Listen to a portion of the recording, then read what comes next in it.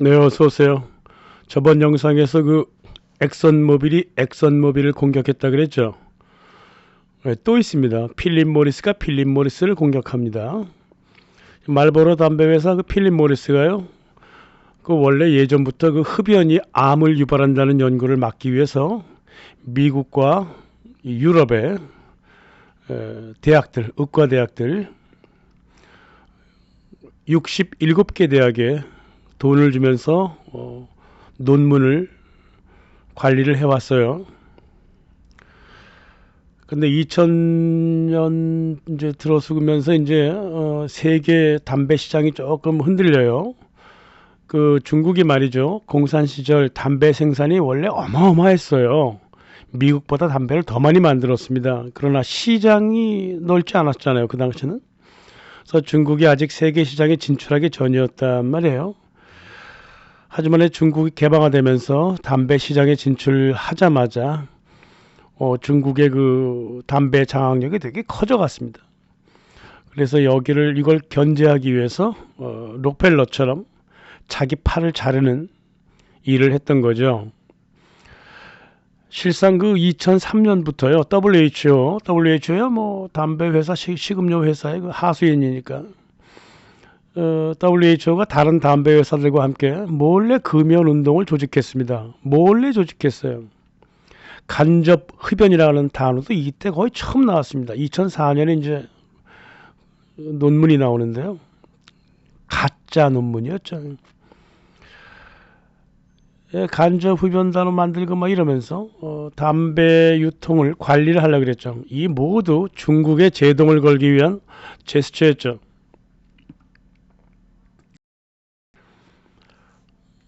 이렇게 살았던 필립 모리스가요. 2016년 담배 없는 세상이라고 하는 해괴한 기구를 만들어냅니다. 자기 발등 자기가 찍는 것처럼 보이죠. 록펠러가 탈탄소 운동한 거랑 똑같은 거예요. 그래서 2016년부터 국제기구하고 NGO를 움직여서 금연 운동에 국제적으로 참여하게 됩니다. 그동안 금연 운동은 많았어요. 시민단체가 했죠. 국가와 국제기구가 참여한 건 이때가 거의 처음이에요. 물론 WHO의 담배 규약 이건 2003년이지만 전반적으로 WHO, UN, 뭐 각국, OECD 각국이 다 두 손 발 들고 다 참여한 게 바로 이때가 처음이라고요. 그리고 국가가 금연에 참여한 게 히틀러 시대가 있었죠. 그죠? 1930년대 길거리에서 담배 피지 말라 그랬습니다. 그 파시스트 시대를 2010년대에 그대로 끌고 왔습니다. 예, 그래서 필립 모리스라든가 이런 담배 회사들이 금연 운동에 적극 참여하는 희대 보기 어려운 마케팅이 벌어진 겁니다. 이게 록펠러의 엑선모빌의 기후온난화 설레발에 이어서 자기 팔다리를 자르는 것처럼 보이는 메조키스트 마케팅이 두 번째로 벌어진 게 담배라는 말이에요. 그래서 제가 담배 금연에 대한 문제를 되게 자주 다뤘던 겁니다.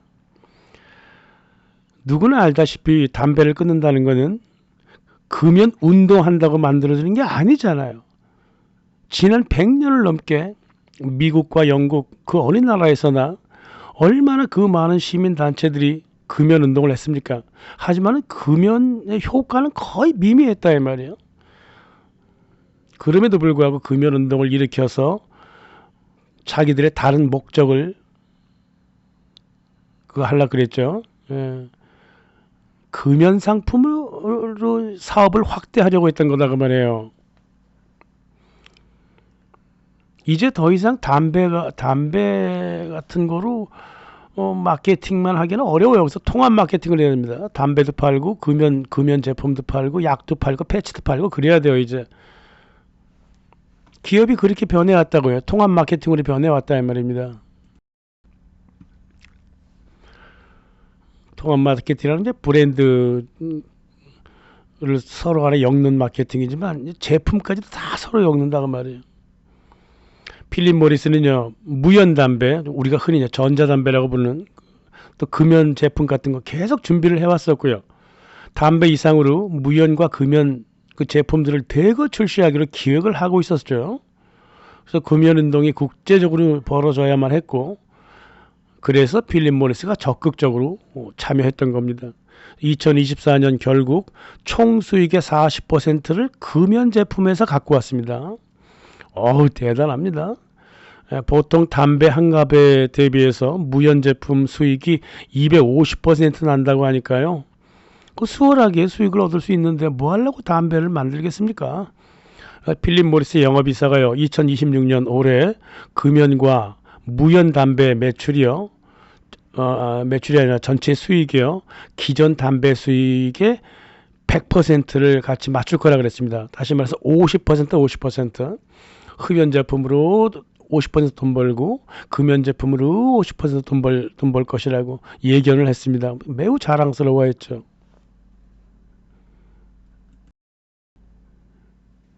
간접 흡연이라든가 뭐 이런 식으로 담배 연기로 옆 사람을 괴롭히지 말자, 이런 착한 척 바른 척이 OECD 국가의 유행을 탔습니다. 2010년대에.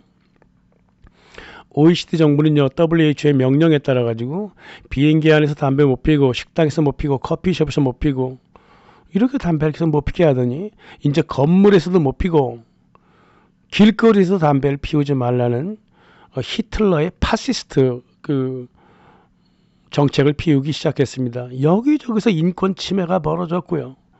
스웨덴 같은 착한 척 바른 척에 매우 익숙한 정부와 국민은 간접 흡연을 범죄시하면서 흡연자의 인권을 유린했고요. 흡연을 무연이라든가 금연 제품으로 바꿔서 필립 모리스 같은 담배 회사의 사업을 확장하는데 어마어마한 도움을 줬습니다. 특히나 전 세계 비흡연자들이 흡연자와 적대하게 만들었고, 전체 비흡연자들을 자기네들의 금연 운동 마케팅의 영업사원으로 이용해 먹게 된 거죠. 결과적으로 미국 정부하고 WHO가 명령을 내리면요, OECD 국가는요 따라갑니다. 그래서 OECD 국가 정부는 공무원을 시켜갖고 전국에 금연 캠페인을 벌이게 됩니다. 이런 거 하지 않으면 IMF가 뭐 돈도 안 빌려주고 그런다 그랬습니다. 그래서 억지로 따라간 건데, 한국이라든가 스웨덴 같은 나라는 자발적으로 따라갔죠. 그래서 길거리라든가 기둥, 뭐 건물에다가 금연 스티커를 계속 붙이면서 공무원들이 도시 공해를 일으켜 버렸습니다. 이 모든 공무 행동들은 말이에요, 필립 모리스, 브리티시 아메리칸 토바코, 알트리아 같은 앵글로 섹슨 담배 회사들의 마케팅을 크게 도와줬습니다. 무연 제품, 각종 전자 니코틴, 바르는 니코틴 사업으로 사업을 확대하는데 이 OECD 국민들이 영업사원 역할을 했다 이 말입니다. 담배 회사의 영업사원만 해준 게 아닙니다. 존슨앤존슨, 파이자, 일라이 릴리 같은 제약회사가 금연 패치 만들고 금연 약 만들고 금연 서비스 제공하는데 새로운 시장을 만들어주는데도 큰 역할을 했다고요. 원래요, 기업 마케팅은요, 이제 마케팅이 스스로 기업이 스스로 하지 않습니다. 참여적 마케팅이라 그래갖고요, 사용자 평가를 사용자들한테 얻어와서 자기네 제품 평가해서 제품을 다시 개선하고 리뷰를 써달라 그래갖고 리뷰를 통해갖고 계속 자기네들의 회사를 홍보하게 돼 있어요. 여기에는 모두 대중들이, 소비자가 직접 참여합니다. 이용해 먹고 돈 안 주고 이용해 먹는 겁니다. 새로운 브랜드 마케팅이죠. 21세기 마케팅은요, 기업이 안 해요. 예. 이미 필립 커틀러, 데이비드 아커, 뭐 케빈 레인 켈러 모두 소비자가 직접 참여하는 마케팅을 주창했습니다. 그때가 2000년대 초인데, 거의 2010년 필립 커틀러 책이 케빈 레인 켈러 책하고 2017년에 나왔으니까 가상사회랑 딱 맞아요, 이 마케팅이. 앞으로 기업 마케팅은 시장조사 나갈 필요가 없다. 소비자들이 모두 정보를 갖고 들어올 것이다, 이거예요. 그러니까 소비자가 직접 시장에서 금연하라 그러면서 옆에 있는 사람들을 조지면서 담배 회사와 제약 회사의 영업사원으로 뛰고 있다 말이에요. 돈 안 받고. 비흡연자들이요, 담배와 제약회사의 막강한 마케터가 지금 되어 있습니다. 소비자가 담배회사의 급여 안 받는 영업사원이 되려면 딱 하나의 장점만 있으면 돼요. 착한 척 바른 척만 하면 됩니다. 코로나 시절에요, 얼마나 많은 사람들이 전염병이라고 하는 주제에는 아무런 관심이 없고 옆에 이웃 사람들을 위해서 백신 맞아라 그랬잖아요. 예? 이 백신을 맞은 사람들이요, 백신 안 맞은 사람들을 얼마나 구박하고 그러면서 제약회사 빅테크의 마케터가 돼가지고 이 빅테크한테 얼마나 거대한 이익을 남겨줬습니까? 이렇게 시스템화되어 있다 그 말이에요. 주변 사람들과 공감하자 이렇게 얘기했지만, 주변과 공감하자는 거는 다름 아니라 정부의 시책에 공감하자는 소리였잖아요. 그죠? 백신은 바이러스 주사입니다. 그걸 맞은 이웃은 병 걸린 사람이잖아요. 그러니까 백신을 맞으면 한 3일 동안은 사람들과 만나지 말라 그러잖아요. 병에 걸려있기 때문에 전염될까봐. 백신 맞은 사람이 전염을 시킨다고요. 그런데 그렇게 병든 이웃을 보호하자고 너도 백신 맞으라 이래버리면 같이 망하자는 소리잖아요. 예방주사가 안전하다는 말은 어디서 들었어요? 확인해 봤어요? 백신을 만든 제약회사가 말한 것 뿐이잖아요. 그 제약회사의 돈을 받아서 일하는 의사들이 한 말이잖아요. 그거 왜 믿어요, 그거? 무조건 안전만 취하자, 무조건 주변의 의견만 따르자는 이 착한 척 바른 척 문화가 있었으니까 코로나 팬데믹 시절에 빅테크하고 제약회사 수익이 어마어마했다 이 말이야. 팬데믹으로 모더나라고 하는 회사가 700%의 수익을 올렸고, 노바백스가 200%, 아스트라제네카가 30%의 이익을 올렸다 이 말이야.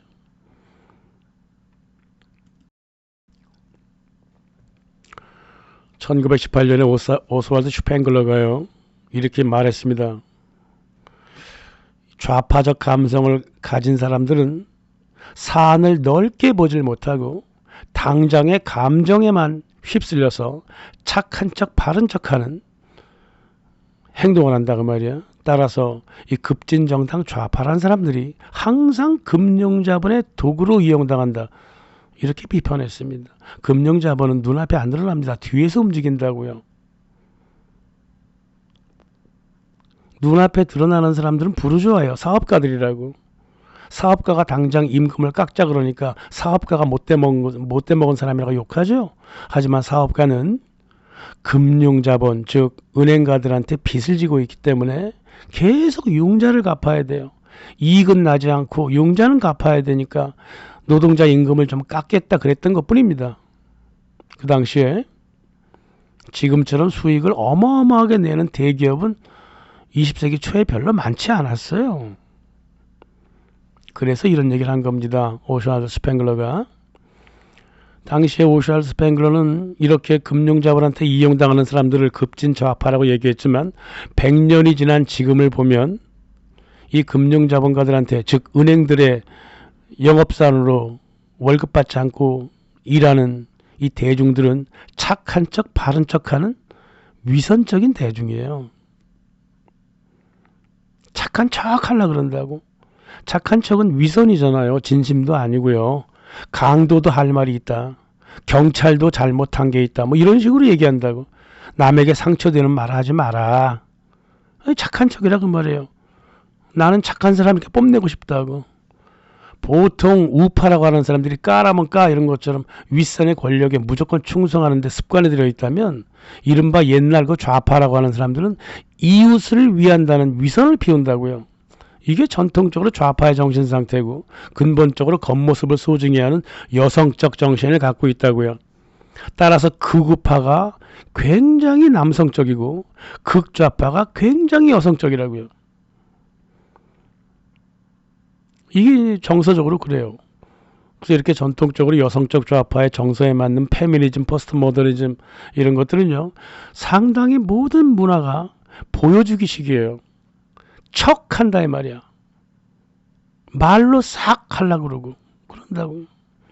그런 모든 문화가 바로 지난 시절 금융자본과 제약사들, 초국적 기업, 또 가공기업들, 식품 가공기업들, 탄산음료 업체들, 이런 업체들의 악행을 덮어주고 수익을 증대시켜 주었다 이 말이에요.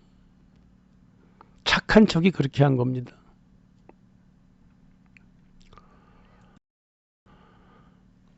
나는 착한 사람이라고 하는 걸 뽐내는 위선적인 문화, 이 문화는 또 비정상적으로 뚱뚱한 사람들마저도 되게 옹호해 주려고 그랬습니다. 당뇨 걸리고 합병증 걸려갖고 죽을 사람한테 뚱뚱한 사람이 아름답다라고 말해왔습니다. 눈앞에만 일단 보이는 것만 일단 기분 상하지 않게 하려다 보니까 그랬다고 말이야. 특히 여성들이 그렇잖아요.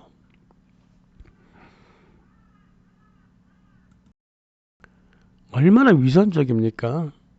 이 페미니즘하고요, LGBT 운동이 뚱보 찬양 문화를 만들었습니다.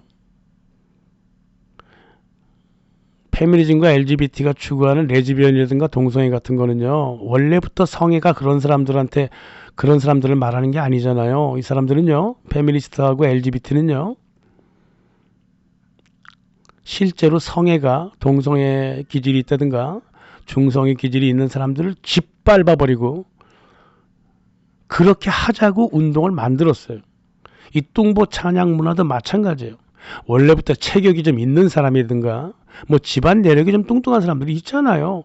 그런 사람들을 말하는 게 아니에요. 그런 사람들은 티가 납니다. 이런 사람들을 깡그리 무시하고 뚱보가 되자는 거예요. 뚱보가 되자는 거라니까.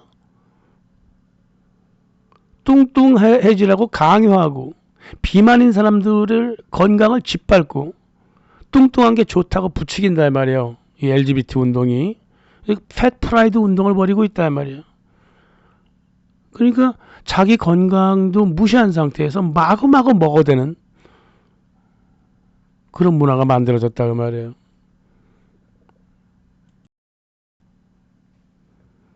맥도날드, 네슬레, 켈로그, 코카콜라 같은 정크푸드 업계는 뚱뚱한 거를 찬양했고 거꾸로 건너편에 파이자, 일라엘라 릴리, 존슨앤존슨, 노보노디스크 같은 제약회사들은 뚱뚱한 거를 또 비난해요.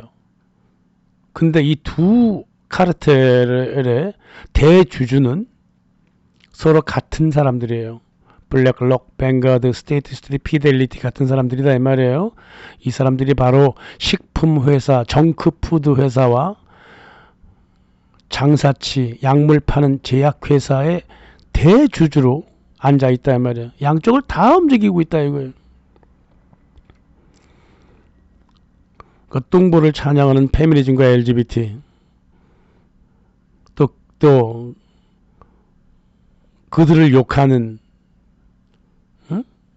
뚱보를 욕하는 제약회사의 그 비판 이런 것들이 서로 버물려 들어가는 변증법적 결과를 낸다 이 말이에요.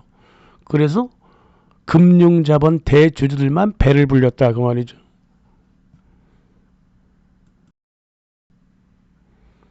설탕이 많이 들어간 간식이라든가 인공 첨가물, 뭐 초가공 포장식품을 양산하는 그 식음료품 회사, 이 정크푸드 회사가 1975년부터 세계 시민의 비만율을 300배나 증가시켰습니다. 코카콜라, 펩시콜라, 맥도날드, 네슬레, 켈로그 같은 정크푸드 업계가 윤리의식이 완전히 사라져버린 의학계와 협력하면서 벌어진 일입니다.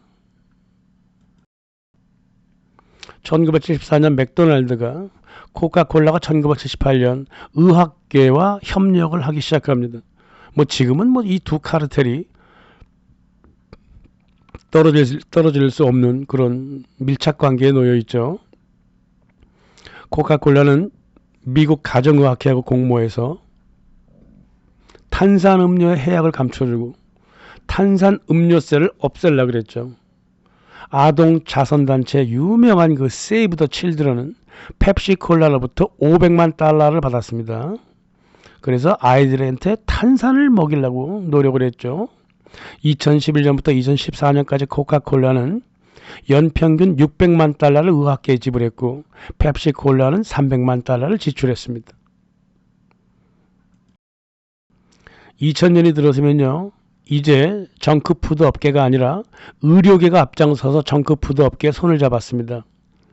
미국 예방의학 저널에 따르면 코카콜라하고 펩시가 자금을 지원하는 의학기관은 두 회사 모두 합쳐서 96개예요. 그 중에는요, 당뇨학회도 있고 암학회도 있고 놀랍게도 미국 질병청 CDC도 있습니다. 또한 놀랍게도 미국 국립보건원, 이 공공기관이 코카콜라로부터 200만 달러를 받아 챙겼습니다. 의학계와 정크푸드 업계는 이렇게 흘러가는 거예요.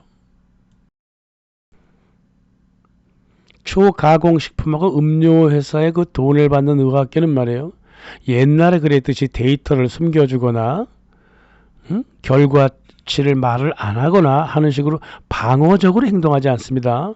이제 의학계는 데이터를 적극적으로 조작하고 데이터를 적극적으로 해석해서 식품회사가 결론을 내려주는 방식으로 결론을 내려줍니다. 더럽게 이럴 데가 없는 겁니다. 미국의 의학계가 거의 다 그렇습니다. 예를 들어서 초콜릿 회사 그 허쉬 있잖아요. 이 미국 영양학회, 여기서 균형 있는 식생활을 위해서 하루에 한 번씩은 꼭 초콜릿을 먹으라 그랬습니다. 그러니까 이런 식으로 노골적으로 돈 받은 기업 이익을 지켜준다고 말해요. 미국 예방의학연구소 소장 오니시는 말이에요, 이렇게 얘기합니다. 먹은 만큼 운동하는 게 중요하다. 간식을 먹더라도 다른 여러 음식을 섭취해서 균형을 잡아라. 이게 뭔 소리입니까? 무작정 먹어대라는 소리죠. 응? 운동하면 된다 이 말이에요. 무슨 예방의학을 이런 식으로 합니까? 정크푸드 업체하고요, 의학계가 주로 내세우는 주장은 사람들이 건강을 해치는 이유는 식품 때문이 아니라 운동을 안 해서다. 매번 이렇게 얘기합니다. 비만이나 당뇨의 원인이 고칼로리를 먹거나 정크푸드를 먹어서 생긴 게 아니라 당신이 운동을 하지 않아서 그랬다는 거예요. 어처구니가 없지 않습니까? 정크푸드는 세계적으로 퍼져 있고요, 운동은 개인 문제라고. 어떻게 비만의 세계적인 원인이 운동 부족입니까? 운동을 하지 않아서 살찐 게 아니라 먹었으니까 살찐 거잖아요. 응?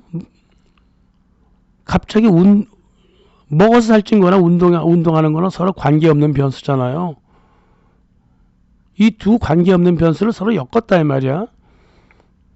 살이 안 찌려면 운동이 아니라 그런 고칼로리 초가공식품 먹지 않으면 됩니다. 그것다가 서로 일부러 엮어. 그래갖고 개인 잘못으로 이렇게 넘겨버린단 말이에요.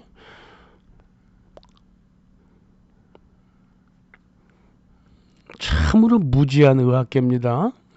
억지를 부리고 있다고 저렇게. 돈을 받았으니까 억지를 부려갖고 결론을 내려주는 거예요. 식음료, 카르텔은요, 비만과 당뇨를 유발하고 최소한 방치하고, 제약 카르텔은 여기에 대하여 약물로 처방을 하는 약장사 절차를 따르고 있습니다. 자본 개방 물결이 한창이던 1997년 WHO는 비만을 질병으로 규정했습니다. 1998년 1년 후에 세계 바이오메디칼 세계본부라고 할 만한 미국의 국립보건원은 비만을 만성질환으로 선언해서 당뇨처럼 평생 약을 먹게 만들었습니다. 비만은 이제 운동으로도 고치기 어렵고 식생활 습관을 변화할 수도 없는 것이고 오로지 약물 치료만의 대상이다. 그러니까 본격적인 비만 약장사를 이렇게 시작한 거예요. 전 세계 인슐린 시장의 그 절반을 차지하고 있는 덴마크의 그 노보노디스크라고 있어요. 이 비만 사람들한테 오젬픽, 웨고비 이런 이른바 체중 감량약을 팔았습니다. 이게 가짜 기능을 하고 있거든요. 소화 기능을 감소시켜갖고 포만감을 불러일으키고 신체 호르몬을 교란시키고 근육을 없앱니다. 그걸 약으로 만들었다고 말이에요. 당뇨 치료제로 쓰던 인슐린을 비만을 치료하는 알약 만드는 대로 다 쏟아부었습니다. 그래서 2019년부터 2024년까지 이 회사의 주가가 4배 상승했습니다. 수익도 급증했습니다. 2019년에 43억 달러에서 2023년에 160억 달러 이상으로 수익이 증가했습니다.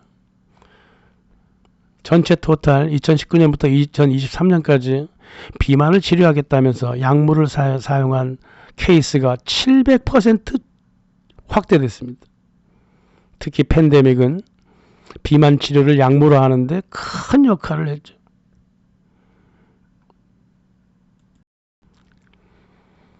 비만과 더불어서 당뇨병, 고혈압, 심혈관 질환, 대사 질환 뭐 이런 산업들이 어마어마하게 꼬리와 꼬리를 물었습니다. 예. 그러니까 순환시키는 거예요. 예. 이 비만 환자가 최대 70%가 정신질환을 동반한다. 이런 헛소리를 해대고 우울증 불안장애 정신의학계까지 이어갔고 비만인 사람은 당뇨가 있고 당뇨인 사람은 심혈관이 있고 심혈관은 이비인후과에 문제가 있고 이비인후과 사람은 췌장에 문제가 있고 췌장이 있으면 우울증이 오고 우울증은 각종 정신질환을 일으키고 각종 정신질환을 갖고 있는 사람은 다시 살이 찌고 그 사람은 또 다시 당뇨를 갖고 있고 심혈관을 일으키며 빙글빙글 돌아가게 만들어 놨다. 이거 루프 마케팅이 이렇게 돼 있죠. 예, 통합 마케팅이 실제로 그렇게 하고 있습니다. 실제로. 그래서 비만 문제로 병원을 찾으면 당뇨가 있네요. 심혈관도 있네요. 혹시 망막에 이상이 있는 건 아닙니까? 췌장에 문제가 있으니까 한번 검사해보죠. 우울증은 혹시 없나요? 우울증이네요. 이거 정신적으로 문제가 있지 않습니까? 한번 정신약도 먹어보세요. 그러면 계속 또 살이 쪄요. 그러면 비만이네요. 당뇨가 있네요. 심혈관이. 약장사 이렇게 하는 겁니다. 병원에 좀 가보셨죠? 무슨 병 하나만 얘기하면요 옆에 있는 걸 쫙 끌고 와요. 통합적으로 끌고 옵니다. 이게 바로 약장사들의 통합 마케팅입니다. 노하우죠 뭐 얘네들의. 식음료 제약 의료 카르텔은요 WHO를 통해 갖고 국가 의료 보험 프로그램을 압박을 해왔죠. 그래서 강제로 백신과 약품을 팔았습니다. 그래서 이게 각국의 재정을 고갈시켰죠. 제3세계 국가는 여기 따라가지도 못해요. 중간쯤이나 되는 나라니까 돈을 낼 수 있는 나라들한테는 이렇게 강제를 했다고요. 그리고 국가는 정부는 돈이 없잖아. 복지에 쓴다고. 그래갖고 월가한테 돈을 빌리게 했습니다. 이게 바로 착한 척 바른 척하는 보건복지에 있는 사람들이 금융자본의 개가 되어서 돌아다니는 거다 그 말이에요. 이 4대주의만 없애면 되거든요. 이 서구의 약물 치료에 그렇게 따라가려고 그래. 이 후진국들이 자국의 전통적인 제약법, 위생관리법, 건강정책 다 없애버리고 식음료품과 제약의 카르텔 하수인인 WHO의 신자주의 정책에 그대로 나라의 정책을 그대로 맞췄습니다. 이렇게 하다 보니까 그 나라의 정부와 국민 모두가 초가공식 음료업체하고 제약사 카르텔의 영업사원으로 활동을 해왔다 그 말이에요. 시스템이 이렇게 됐다는 겁니다. 미국의 로버트 케네디가요 식품 문제를 해결하려고 노력 중에 있는 거로 보여요. 하지만은 식품 카르텔의 만행을 바로잡는데 이게 쉽지는 않을 겁니다. 워낙 오랫동안 카르텔을 해왔기 때문에. 그래도 이렇게 텔레비에 나와서 바른 소리라도 자꾸 해야 돼요. 그래야지 세계 사람들이 무슨 소린가 라고 의심이라도 갖는다고요. 이 세상의 감수성은요 국민들이 바꾸는 거지 정부가 바꿀 수도 없는 것이고 나와서 계속 얘기를 해야 됩니다. 감사합니다.